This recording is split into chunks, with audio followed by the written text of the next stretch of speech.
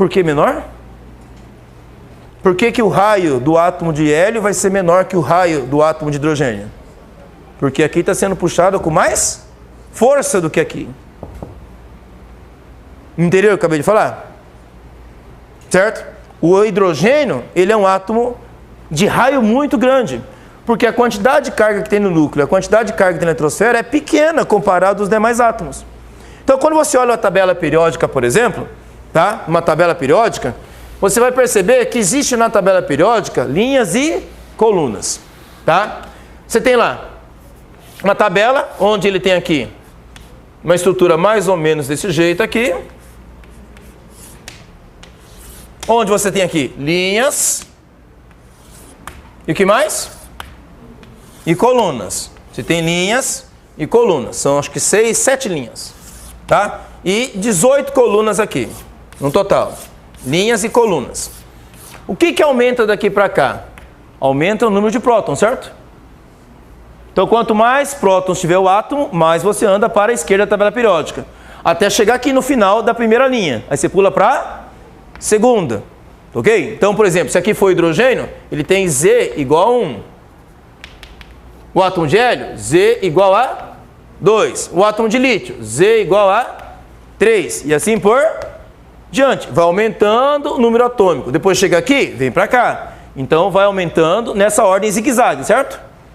Só que à medida que vai descendo, vai aumentando a quantidade de camadas. Então aqui só tem uma camada, aqui tem 2 camadas, aqui tem 3 camadas e assim por diante vai até 7 camadas. Então quando eu olho daqui para cá, o que vai acontecer com o número atômico? Ele aumenta a quantidade de prótons. Se a quantidade de prótons aumenta para cá, então não vai aumentar a quantidade de cargas elétricas do núcleo? Para o mesmo número de camadas? Por exemplo, se eu pegar aqui, ó, vamos pegar a quarta linha. Se eu pegar a quarta linha, todos os elementos químicos da quarta linha têm 4 camadas. Ou seja, tem o mesmo número de camadas. Só que daqui para cá, o que está acontecendo com o número atômico? Está aumentando. Então o que está acontecendo com a quantidade de prótons? Está aumentando. Então esse elemento aqui tem muito mais prótons do que esse, certo? Então ele tem mais carga positiva do que esse. Se esse elemento tem mais carga positiva do que esse, ele vai atrair seus elétrons com mais força. O que vai acontecer com o raio atômico?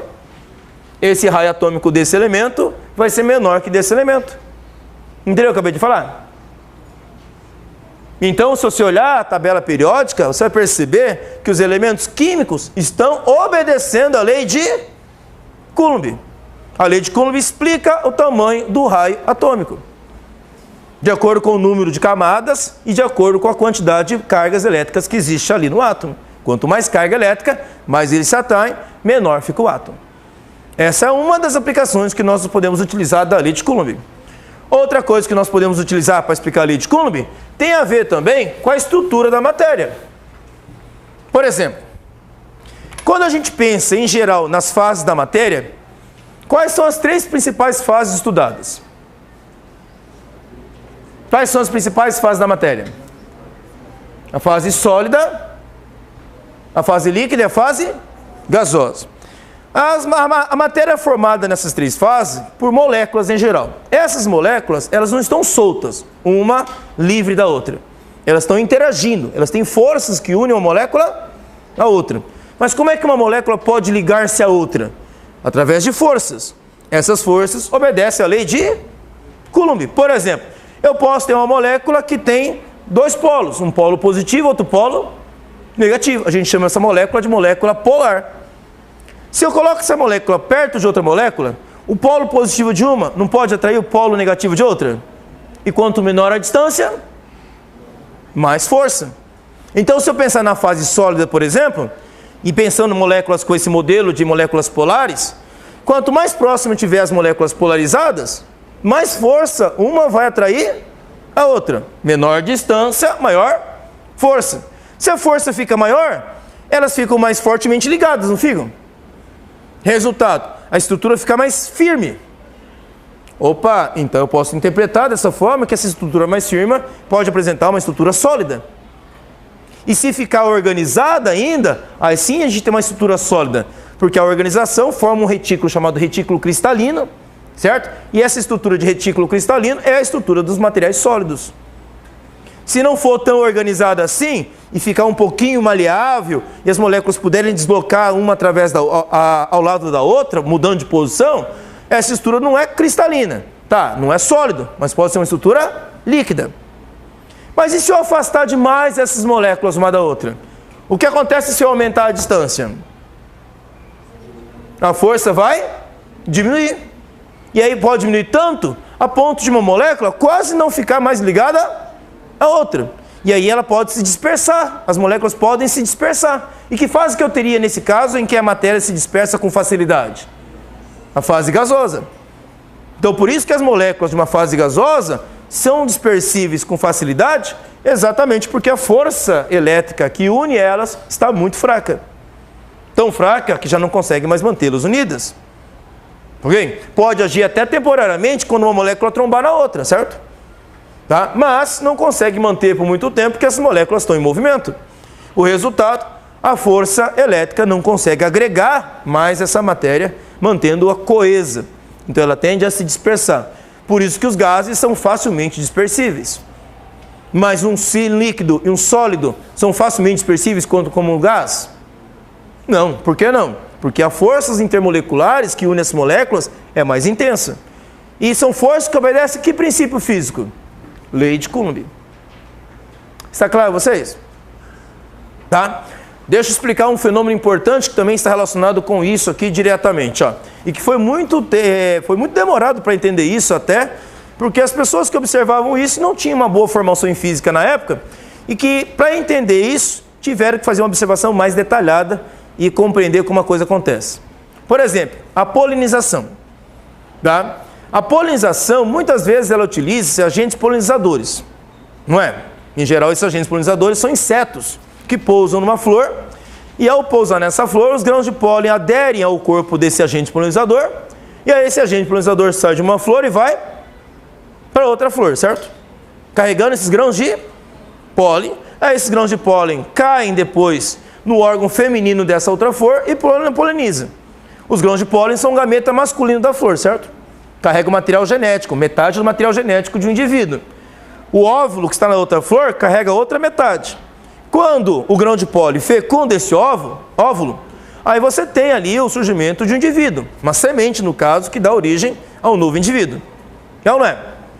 Mas como o grão de pólen adere ao corpo daquele inseto, por exemplo? Imagina uma abelha, certo? Ela está voando através do jardim, pousando de flor em flor. A abelha não está preocupada com pólen. Qual é o interesse da abelha? O néctar que está na flor, não é? A flor tem o chamariz, ok? Que é o néctar. Aí a abelha pousa ali na flor e coleta o néctar. Mas alguém já viu uma abelha ficar lá roçando todo na flor para ver se os grãos de pólen ficam grudados nela? Não. E se você tiver a paciência de olhar isso, ok? Você vai ver que os grãos de pólen grudam na abelha, certo? E alguns chegam a saltar. Saltam para a abelha. Sai da flor, pulam na abelha e ficam grudados nela. Fica grudado até em todos os pelos do corpo dela. Até em cima do olho dela fica grudado. Tá? E a abelha saiu roçando no meio daquilo? Não. Como é que os grãos de pólen foram parar lá? Porque a abelha, o corpo dela ficou eletrizado. Durante o voo, o corpo da abelha ficou eletrizado. Ao chegar lá no grão de pólen, o que aconteceu? O corpo eletrizado da abelha atraiu os grãos de pólen. Mas você fala, professor, mas os grãos de pólen estavam eletrizados também para ser atraído?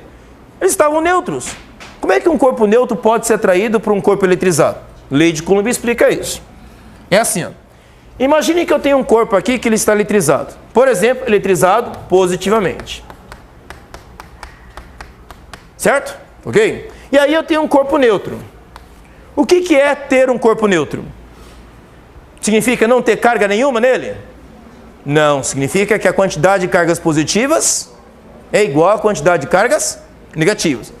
Bom, mas vamos imaginar que ele está próximo a esse corpo eletrizado. O fato dele estar próximo induz a surgir algumas interações entre as cargas positivas disso com isso e as cargas negativas disso com isso também, né? Mas nós vimos lá atrás que a estrutura do átomo, ok? determina para nós que algumas dessas cargas estão em lugares diferentes. Por exemplo, os prótons estão onde? No núcleo do átomo. Os elétrons estão onde? Na eletrosfera. A mobilidade dessas duas partículas é a mesma no átomo? Quem se move com mais facilidade saindo ou entrando no átomo? Os elétrons. Então os elétrons têm grande mobilidade no átomo, certo? Então ao aproximar o corpo carregado do corpo neutro, esse corpo carregado vai atrair elétrons para a esquerda aqui. E ao mesmo tempo que ele vai atraindo elétrons para a esquerda, esses elétrons migrando para o lado esquerdo, deixam cargas positivas do lado direito. Então como ficou o corpo neutro? Ele ficou polarizado. Tá. E essa polarização faz ele ser atraído? Faz. Vamos olhar? A força depende das cargas. Mas essa carga positiva aqui e essa carga positiva aqui tem a mesma quantidade de cargas interagindo que essa carga positiva aqui e essa carga negativa aqui. Então não são as cargas maior ou menor, são iguais, tanto a positiva quanto a negativa. Mas a distância faz a diferença. Vamos olhar aqui? Essa distância é de atração. Essa distância é a de repulsão. A distância de repulsão, ela é maior ou menor que a distância de atração? Ela é maior, então a força ela é menor. Essa carga, esse corpo polarizado aqui, ele está sendo atraído e repelido. Só que ele está sendo atraído com mais força do que a repulsão. Se a força de atração é maior que a repulsão, o que vai acontecer com ele? Ele vai ser atraído. Então aquele grão de pólen que estava lá neutro, ao a abelha se aproximar dele, ele salta para o corpo da abelha, porque a abelha está eletrizada e atrai o corpo neutro. Aí a abelha, com aquele monte de grão de pólen, sai voando. Vai até a outra flor, certo? Quando ele chega na outra flor, o que vai acontecer agora? Aquele grão de pólen, ao saltar para a abelha, não entrou em contato com ela? Entrou ou não entrou? Certo? Está lá grudadinho, certo? Mas quando ele chega agora numa outra flor, o que o órgão feminino da outra flor vai fazer? Está ligado à terra, certo? Como está ligado à terra, a abelha, ao aproximar-se, ok, daquela outra flor, ela induz a formar na ponta do órgão feminino da outra flor um polo de sinal oposto ao corpo da abelha. Aí, como é o sinal oposto, o que vai acontecer com aquele grão de pólen agora? Vai pular para o órgão feminino da outra flor. Na hora que ele pula para o órgão feminino, ele fecunda. Então a movimentação dos grãos de pólen de uma flor para a abelha e da abelha para a flor se dá através de forças elétricas. E é explicado através da lei de Coulomb. Entenderam? Então a aplicação disso aqui é enorme, tá? Explica fenômenos desde da polinização até mesmo a estrutura do átomo. Certinho? Por hoje é só.